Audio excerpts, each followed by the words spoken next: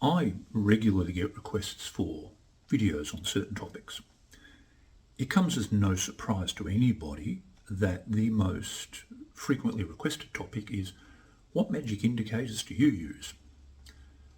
And I'll have a little bit to say about magic indicators in a little bit.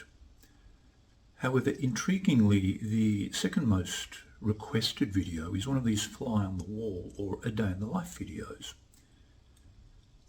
I understand the narcissism of people who make these sorts of videos, and I also understand the voyeuristic tendencies of people who watch them. Some people are egocentric and some people are simply sticky noses. My answer is simply no. And the reason for that is simple. My life is quite boring and is not worthy of such a video. I can understand the interest in the day in the life of someone whose life is completely different to yours. Someone such as an air traffic controller or an emergency services worker, a trauma surgeon, someone like that whose life and their life experiences are completely different to what most of us would experience. But if you have spent any time in front of a computer analysing data or simply sifting through information, then you're already well aware of what a day in the life of a trader is. The rest is just fakery, and I'll talk about that in a moment. My life is one of routine, and all traders' lives should be ones of routine. Trading is a routine profession. It is a production line. I wake up, I have an important pit stop on the way to the kitchen where I put the kettle on. I then wander into the office, switch on the PC, check the overnight markets, and then it's off to do some form of exercise. Rinse and repeat. That is the life of a trader. But given that this is such a frequent request, what I thought I would do was actually do some research, which is a bit of a surprise, and look at some of these videos that traders put out there about their lives, about what is supposed to happen to them during the day. What I found was an intriguing mix of both narcissism and fakery. But I also discovered something else very interesting that I'll share in a moment. It is intriguing to think how many people believe the world revolves around them and that the world is desperate to know everything about them. But what intrigued me about this was that much of this self-absorption is fueled by illusion, and this illusion takes people in. These videos are wonderful works of fiction, as is most of what you see on the internet. There was the fabulous instance of the young lad who had forgotten to take the rental tags off the car he was renting, but pretending to have just bought. There is this wonderful instance of financial influencers who use a set of what is supposed to be a private jet. It is actually just a set somewhere in a warehouse, and they pretend to fly everywhere, including down to the shops to do their shopping. And there seems to be this strange obsession with pretending to own or buy vastly expensive watches, something I could never understand because they all tell the same time. A $20 watch tells the same time as a $20,000 watch. There's nothing special about the time you're told. However, this trip through the looking glass was really quite instructive because YouTube has this wonderful feature whereby you can see the part of a video which is most replayed.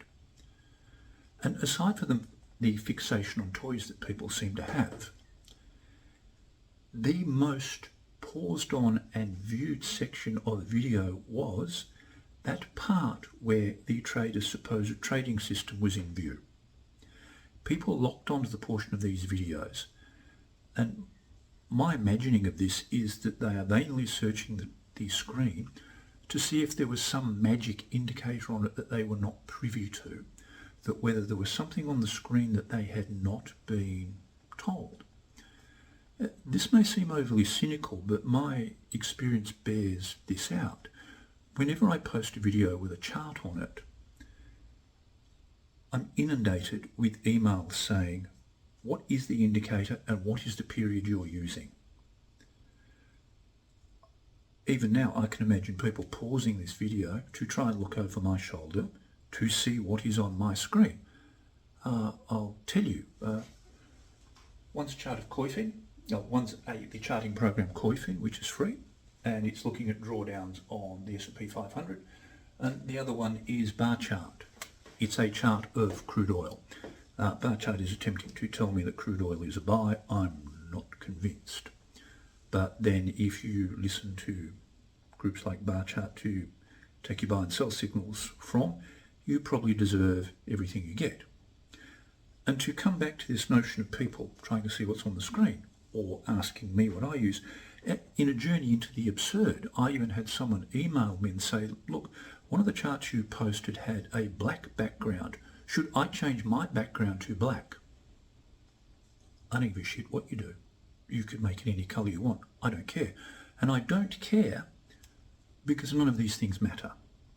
I understand there are clubs and societies you can join, associations, where portly middle-aged men who still live at home get together and argue whether their RSI should be 13 or 15, because to them that is immensely important.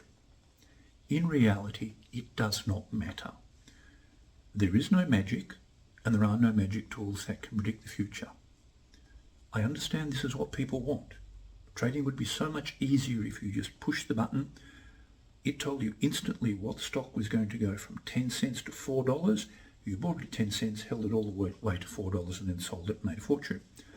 I'm aware that you can log on to very competent programs such as TradingView, and you can download thousands of scripts that purport to do all sorts of magic things. But to my eye, they are simply iterations of price. And they seem to be the same idea repeated over and over and over again, with the smallest of alterations, just to make it look slightly different. There is this belief that these small iterations amount to anything substantial, and they don't. At present, the notion of a trading system that predicts the future and never loses money and just prints money is simply beyond us. And perhaps due to the wonderfully imperfect nature of humans and the markets they create, it will always be beyond us. And that would be a good thing, because the moment markets become predictable, risk is removed. The moment risk is removed, the potential for reward is removed. So markets all of a sudden become this flat, no payoff gain. Now, if I were to start my trading journey again, which is a much cleverer question people email me and ask me, I would start with an eye towards understanding price and the rigid need for simplicity. I would step back from the human desire to make things complex and to make it as simple as possible. As an example, I should be able to walk to the other end of my office here, turn around, look at my screen and instantly know what the trend is. I should instantly be struck in the face by what the predominant trend is and therefore what action I should be taking is. If you can't do that, then you don't have a functional entry system. You don't have a mechanism to tell you what the trend is. If your screen looks like an aerial map of the Melbourne tram network, then you don't have a trading system. If you're obscuring price with all sorts of bibs and bobs, then you lack confidence in what you're actually being shown. And again, if I were to start again, I would aim to take every opportunity to make the system simpler. It would be a process of subtraction, subtract, subtract, subtract, and to reduce the amount of information I'm receiving. Humans are very poor information filters. We're very quickly overwhelmed by noise. And most of the trading systems I have seen do little more than convert the pure signal of price into noise.